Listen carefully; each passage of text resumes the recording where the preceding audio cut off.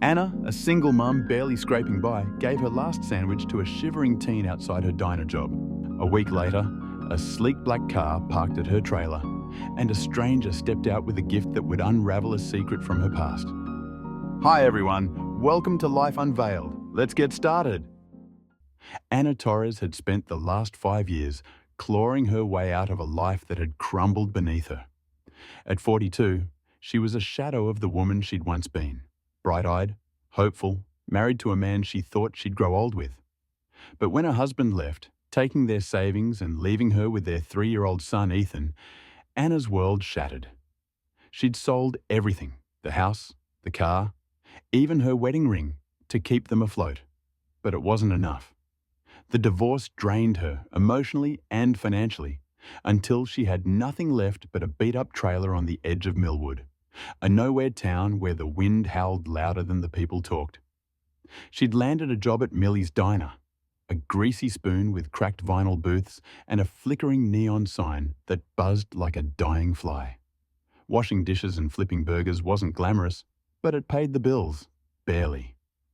Anna worked the closing shift, scrubbing pans until her hands pruned and her back ached, all for $9 an hour, and the occasional tip from a generous trucker. Her son stayed with a neighbour, Mrs. Grady, a chain-smoking widow who smelled like menthols but had a soft spot for Ethan's gap-toothed grin. Anna hated leaving him, but she had no choice. Every night, she'd trudge the half-mile home under a sky that seemed to press down on her, heavy with stars she no longer wished upon.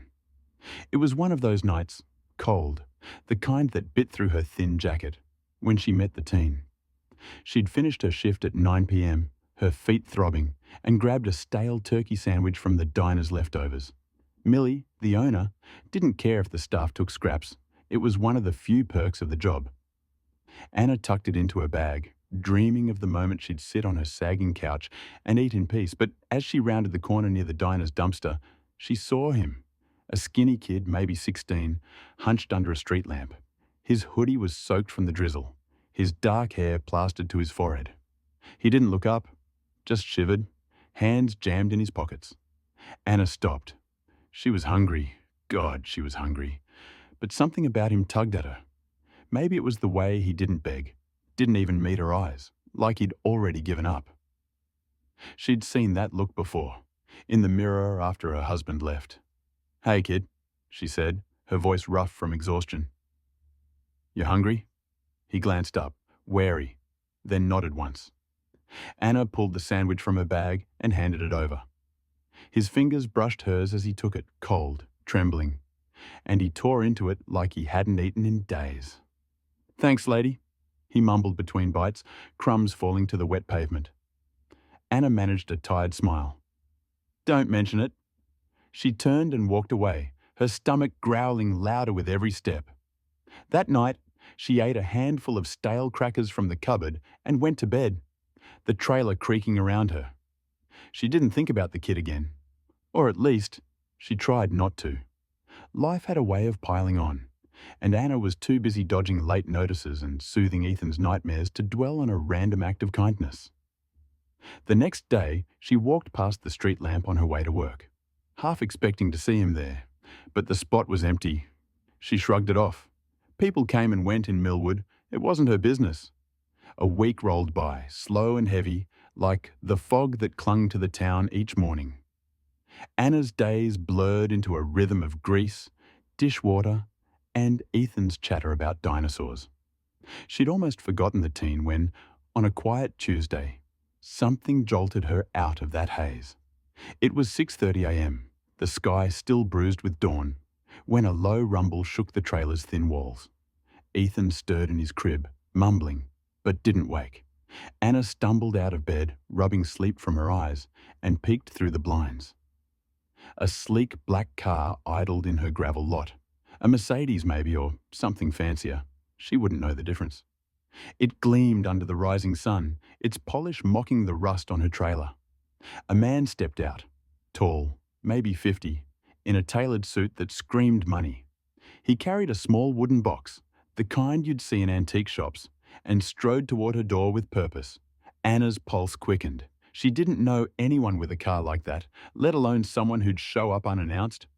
She grabbed a frayed robe, cinched it tight, and cracked the door open just as he raised a fist to knock. "Anna Torres?" His voice was smooth, clipped, like he was used to being heard. She nodded, clutching the doorframe. "This is for you." He handed her the box, his eyes locking on hers for a moment, searching almost, before he turned back to the car. "Wait, who are you?" she called, but he didn't answer. The engine purred to life, and the car rolled away, leaving a cloud of dust that glittered in the morning light. Anna stood there, barefoot on the cold stoop, the box heavy in her hands. It was carved with faint swirls, old but polished, and a brass latch gleamed at the front. She glanced around. Mrs. Grady's curtains twitched across the lot, but no one else stirred. Inside, she set the box on the kitchen counter, her fingers hovering over the latch. Ethan cooed from the bedroom, and she hesitated, torn between curiosity and the nagging fear that this was some kind of trick. But the man knew her name. That wasn't random. She flipped the latch. The lid creaked open, and Anna's breath caught in her throat. Inside, nestled on black velvet, was a silver locket, delicate, tarnished at the edges, with a tiny clasp. She lifted it, hands trembling, and clicked it open. A faded photo stared back, a young woman with sharp cheekbones and a gentle smile, holding a baby wrapped in a blanket. Anna's chest tightened. She knew that face, her mother, Elena, who died of pneumonia when Anna was 6. The baby was her, cradled in arms she barely remembered. Under the locket was an envelope, thick with cash, and a folded note. She pulled the envelope first. 2 stacks of $50 bills, $5,000 total. Her knees buckled. Then the note. "You've got her heart. Thank you for sharing it. See." Anna sank into a chair, the locket dangling from her fingers. Her mother's locket. She'd last seen it when her dad pawned it to pay the electric bill after the funeral. How did it end up here, with all this money? Who was C? She thought of the teen, his hollow eyes, but dismissed it. He was a kid, broke, not some mysterious benefactor. Her mind raced through old neighbours, co-workers, even her ex, but no one fit. The cash could change everything, fix the truck, pay off debts, buy Ethan clothes that weren't hand-me-downs. But the locket was a ghost, tugging at memories she'd buried deep. For days, she couldn't shake it. She hid the money in a coffee can under the sink, afraid to touch it, and kept the locket in her pocket, its weight a constant question. At the diner, she asked around, had anyone seen the kid? Millie shook her head. "Lots of strays pass through, hun. Don't worry about it." But Anna couldn't let it go. On Saturday, after her shift, she drove her buttering pickup to the old Miller place, a junk-strewn lot Pete the mechanic had mentioned seeing a black car near. The field was quiet, the sun dipping low, casting long shadows over rusted car frames and tangled weeds. She stepped out, the locket clinking against her keys. A rustle came from the trees. Anna froze, then called, "Hello?" A figure darted out, the teen, his hoodie unmistakable. "Hey, wait!" she shouted, chasing him as he bolted. Her sneakers sank into the mud, but she caught up when he stumbled over a tire. "Please, just talk to me," she panted, hands on her knees. He scowled, brushing dirt off his jeans. "What do you want, lady?" "The box," she said, catching her breath. "The locket, the money. Who sent it?" He squinted at her, then sighed. "My uncle. He's loaded, kind of crazy. I told him about the sandwich, and he got weird about it, said you were special." Anna frowned. "Your uncle? Who is he?" The kid kicked a pebble. "Carl, that's all he goes by. Drops in, drops out, gave me cash too, told me to stay quiet. Carl."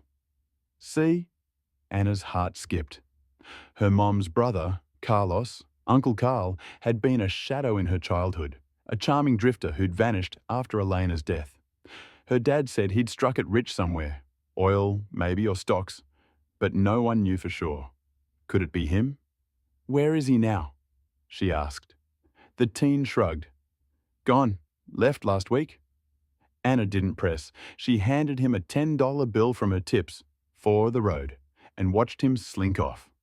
Driving home, the locket burned against her thigh. That night, she sat Ethan on her lap and told him about Grandma Elena, her voice cracking as she traced the photo.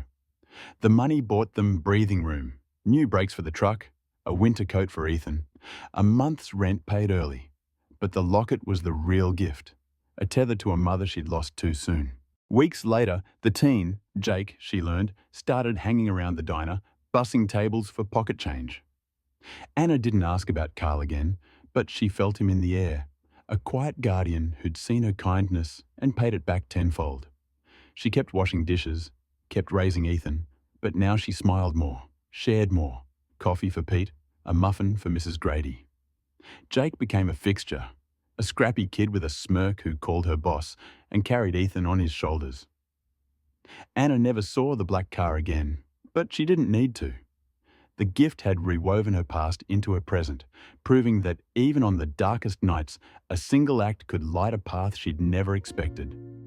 If you enjoyed the story, drop a like and subscribe for more tales like this. Hit the bell, and we'll catch you in the next one.